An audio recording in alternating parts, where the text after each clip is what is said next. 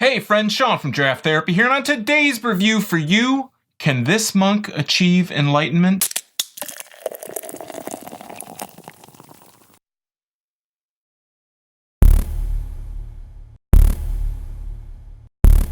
Blushing Monk is a 9.2% Belgian Style Ale from Founders Brewing Company in Grand Rapids, Michigan. Blushing Monk originally debuted in 2011 as part of Founders' Backstage series. It was last seen in 2015, and now it's back 4 years later. And this time, it's the first of Founders' 2019 limited series. If you picked this up last time, you may notice that this one's coming in a slightly smaller package. Before, it was available in 750 milliliter bottles, and this time it's going to be available in 4 packs of 12-ounce bottles. Now, I picked this one up from the Detroit Tap Room on January 6th. It was $17, and you should start seeing it hit the shelves by the end of January. I've seen this referred to as Rubaeus' older sibling, and now I love Rubaeus, so I'm really looking forward to trying this. I've never had it before, and I believe that Rubaeus is the base of this beer, except Blushing Monk has way more raspberries, and Founders is using a Belgian yeast strain in this one as well, so I think it's going to add an even smoother raspberry flavor mixed with some estery flavors in there as well, just like most Belgians have. So let's take a look at the bottle, and we'll get this in a glass. Fun fact, Shaolin monks can throw a needle through a sheet of glass without breaking the glass and only leaving the hole left by the needle. So let's take a look at the front here real quick. It says Founders Brewing on the top, Founders, and it has a flower. It says Blushing Monk Belgian Style Ale fermented with pure raspberries. Now, just really quickly, the label has this kind of pink outline or vignette around it, and inside it says Blushing Monk, but behind that it looks like it's etched on there. And on the back here it says it's 9.2% alcohol by volume, 20 IBUs, and it says here, when our love of fruit and our love of beer come together, Blushing Monk happens. Brewed with ridiculous amount of raspberries for tart yet luscious raspberry jam character, and fermented with Belgian yeast for subtle fruit and spice esters. Think of Blushing Monk as Rubaeus' older sibling, more intense, slightly larger, and just a little bit more mature. And then here it says bottled on 12/20/18, so just a couple weeks ago before it got put out. On the side it says Founders Brewing Company, Grand Rapids, Michigan, with the zip code and 12 fluid ounces. So let's go ahead and grab the trusty dusty handy dandy bottle opener here and grab a glass. Might need that. I have a nice snifter here, which is great for Belgians. I'm going to go ahead and crack this open. This is just the normal black Founders cap, nothing special. This is kind of similar to what they have on most of their bottles. And set that to the side in the bottle cap. And I can smell actually raspberries quite well just after opening this, but let's get a better nose right out of the bottle here. Yeah, I mean, pure raspberry has a really nice, sweet, ripe raspberry scent, and I'm going to go ahead and pour this.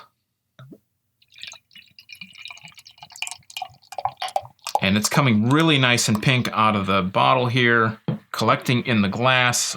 Basically the same color. Sometimes as the light comes through it, you pour it, it kind of looks a little bit different than it looks when it's collected in the glass here. Had a nice head, maybe about a half a finger's worth. It's dissipating fairly quickly though. Let's lift it up to the light here, and it is like a dark ruby red color. Yeah, just a dark ruby color, just like Rubaeus. If you've had Rubaeus, it looks really similar to this. I'm putting a nose here. It smells like a lot of raspberry. I get kind of like a estery, kind of like a bitter raspberry kind of scent, if that even makes any sense. But it looks and smells a lot like Rubaeus. And if it tastes anything like Rubaeus, I'm going to be happy with it. Again, it's 9.2%.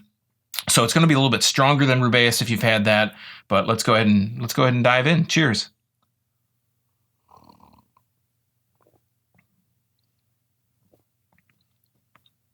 Wow, that's a really nice taste. It's got a really nice, sweet upfront raspberry, just kind of mouthfeels kind of a little bit on the thicker side, medium to thick.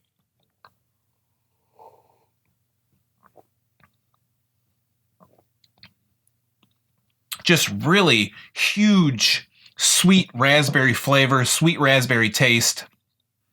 Just comes through. It's really full raspberry. I'm not tasting... Rubaeus has this kind of bitter back end on it, like this bitter raspberry kind of taste, like when you crunch up a lot of the raspberry, like the seeds that are in a raspberry. That's where the bitterness comes through, and Rubaeus has a little bit of that. This doesn't have that. It's pure sweet raspberry all the way through.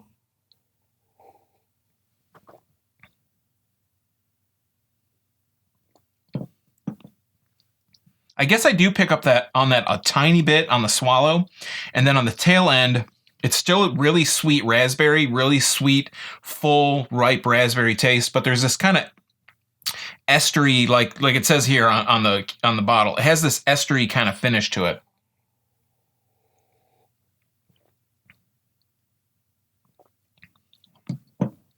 The alcohol isn't, I mean, I'm barely tasting any alcohol in this, and it's 9.2%. Super, super, super dangerous. You could easily toss back a couple of these and you would be in some big trouble. Don't drink one of these as like a lunchtime thing. You know, if you're going out for lunch and you have a beer, I would save this for almost like an end of the night kind of beer, because 9.2% will catch up to you really quickly. If you're eating food with it, obviously that's going to kind of help dampen it. But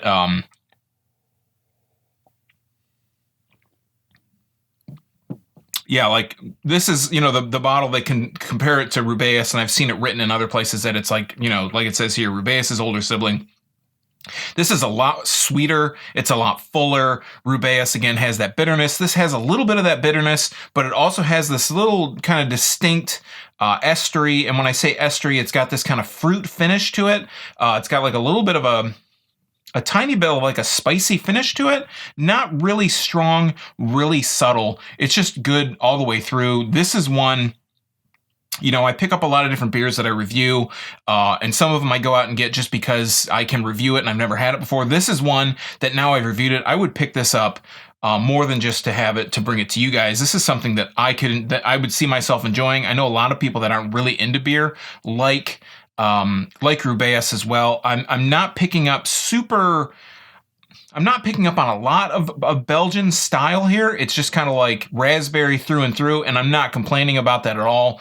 But if I'm going to compare it to other Belgians or Belgian style, I'm not really picking up a whole lot on the Belgianness to it. It just tastes a lot more full, a lot more fruity, a lot more raspberry, really sweet.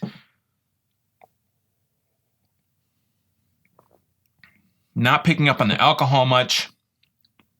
But again, if I'm going to compare it to other Belgians, I do pick up on that estery taste a little bit, but I'm not picking up on all the other characteristics that I would think of with a Belgian, where I would think more of kind of like a clovey kind of taste. I know not all Belgians are like that, but that's kind of what I think of when I think of a Belgian. I'm not picking up on this much on this beer, but still, it's a really good beer. It's a really nice, sweet beer. If you know people that aren't into beer, this might be one that you want to introduce them to, because it's higher ABV, but it has its full taste. It has a really nice sweetness to it, and I think it would appeal to people who aren't necessarily into beer.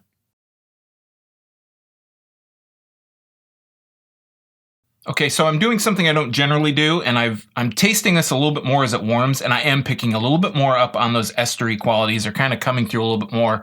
The alcohol kind of shows itself a little bit more.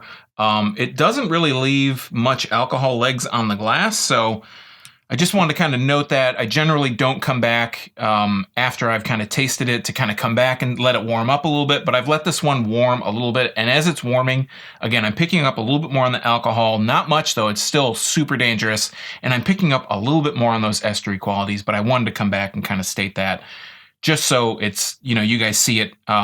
It's getting a little bit closer to room temperature, so I'm kind of picking that up on that a little bit more. All right, friends, that has been Blushing Monk from Founders Brewing Company. I know we're all anxiously awaiting Founders 2019 Barrel Age Series, but are there any Founders beers you're looking forward to from either the Mothership, the Limited, or the Barrel Age Series that haven't been announced yet? Or how do you think this stacks up to other Belgians? Let me know in the comments down below, and you can also find links to some merch, my blog, my social media, all that good stuff, and clicking those Amazon links really helps me bring great Michigan beer content to you twice a week, and the best part about it is it doesn't cost you a penny. So until next time, I'm Sean from Draft Therapy. Thanks for stopping by, and remember, drink craft beer, support your local breweries wherever they are, and most importantly, don't forget to treat yourself to a little draft therapy. Thanks for watching. Cheers.